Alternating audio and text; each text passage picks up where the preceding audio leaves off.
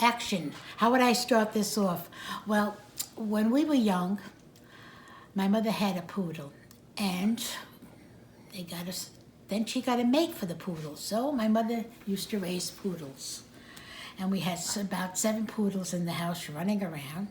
And then we thought of another way to make a few dollars, so we used to sell the poodles, and we had a lot of fun doing that. Go. Hi, I'm Teresa Lenahan, Kevin's grandmother, my Okay. very handsome grandson. All right. So, Grandma, what does family mean to you, and what does your family history mean to you? My family means the best to me. I love all my grandchildren, and I can't say anything bad about them because they're all great. And about my family history, I wish my mother and father and my grandparents had a better life than what they had. That's it. My mother's mother, when she was a young girl, she used to make grapes. They had a big barrel. They all used to stay in the barrel with bare feet, and they used to squash the grapes. And they made a lot of wine. Right. And after they made a lot of wine, Did they they drink got it? drunk. They drink And the they had a wine? good time. Yes, they drank all the wine. And that was my mother's mother. And my mother, well, when she was a little girl, she used to work in a restaurant with her father. Her father owned a restaurant, and she used to work inside the restaurant. And her mother, she used to help too. She used to work in the restaurant too. What kind of restaurant was it? It was an Italian restaurant. It was in Naples. They had a beautiful store there. They made all kinds of things, and they all worked together. They worked very hard. And then, well, that's about all I can think of. What other question you want to ask me? Do you know how your grandparents came to New York City? My mother came to New York City on the ship. And she landed in New York. She landed in New York. And from there on, she went to live with her sister, who lived in, I think was in 86th Street. She stayed with her sister for a while until she could find a job. And after she found a job, she worked as a seamstress. I think they call it what you make dresses and outfits. And your grandfather, he was a coal salesman, right? My father's, right, you're right. Yeah. Yeah, he used to sell coals and ice. You're right, very good. I forgot about that part. I'm more one. Yeah. And Tell me everything you know about Pasquale. That's your grandfather. that was my father, Yeah. Grandpa Pasquale. He was Yeah. I understand he was a very That's a nice cute man. house. Look at that. He was married. He had 3 kids. My great-great-grandfather, Pasquale Antonacci, was born on October 18, 1890 in Torino, Italy, to mother Teresa Pinoramio and father Stefano Antonacci. He had a brother named Stefano.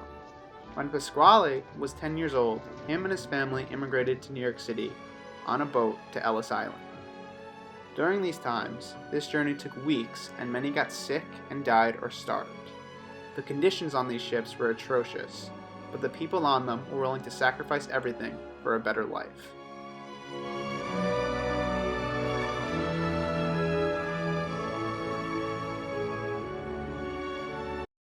Pasquale eventually started working as an ice and coal merchant. While delivering ice to a restaurant, it is rumored that he met his future wife, Emma. Emma was born on June 14, 1893, in Manhattan to father Louis Gunzert and mother Mary Keidish. Emma had 1 brother and 3 sisters. One interesting fact is that Emma and my mom, Patricia, actually share the same birthday, June 14th. Pasquale and Emma got married in 1910. Here are some pictures of their marriage certificates.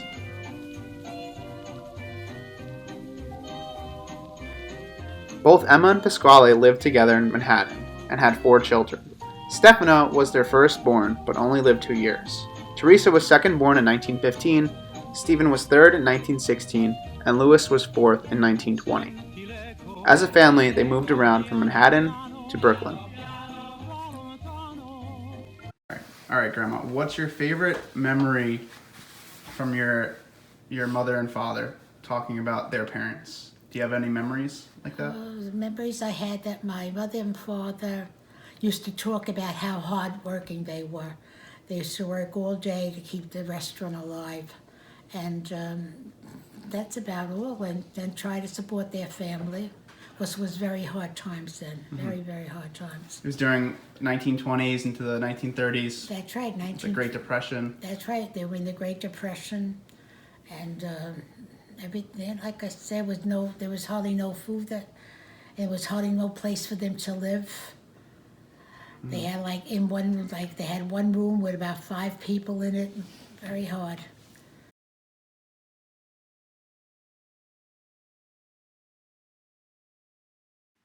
This is a picture of Louis Antonacci, one of Pasquale's sons.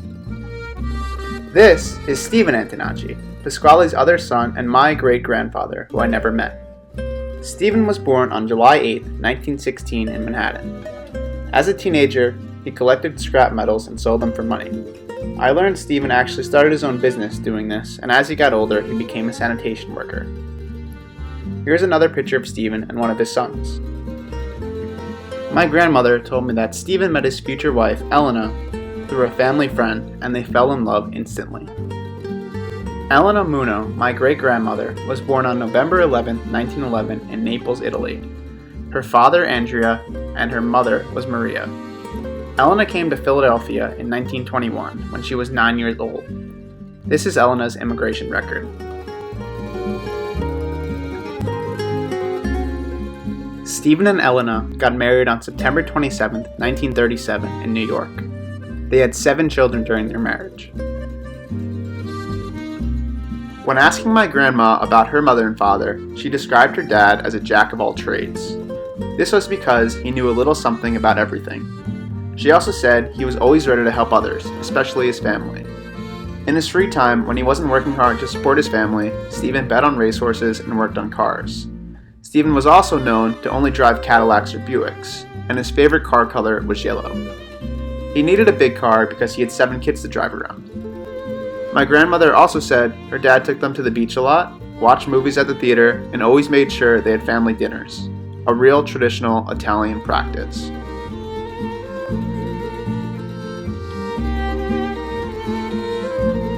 Me growing up as a kid, I had a lot of fun because I had a lot of sisters and brothers. How many sisters and brothers did you have? 7. 7 sisters and brothers. Can you name them all? Yes, of course. Patty, Joey, Andrew, Dolores, Connie, and Philly, and myself. And it was very, very hard for my mother because we lived in a very small apartment. Where'd you live? We lived in, let's see, I guess about 10 different areas because as soon as they found out, like, my mother had a lot of kids, they would ask us to leave. So we kept living in an apartment for maybe 3 months. They found out my mother had 7 kids. We left. We moved to another apartment and to another apartment until finally we were able to find a place where we could stay for a year or 2. So some of us could go to school. And that was the hard part, because when we went to school, my mother didn't have any money to buy us any shoes or clothes. So we had to go and try and find a place where we could get shoes and clothes. How old were you when you had your first job? My first job, I was 16. What did you do? I worked in a New York telephone company.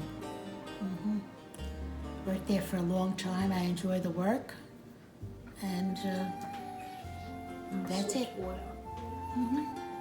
Of course, I went to work right after I went to, got out of school.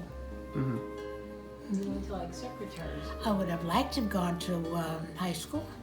If you could go back, would you have gone to high school and college? If I can go back and if my mother had the money to send me, yeah, I would.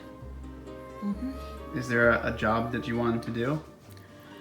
Well, several jobs, really. I tell you the truth, years ago, I actually wanted to become a nurse. I wanted to help people. That didn't come true. You still help people? That's about it.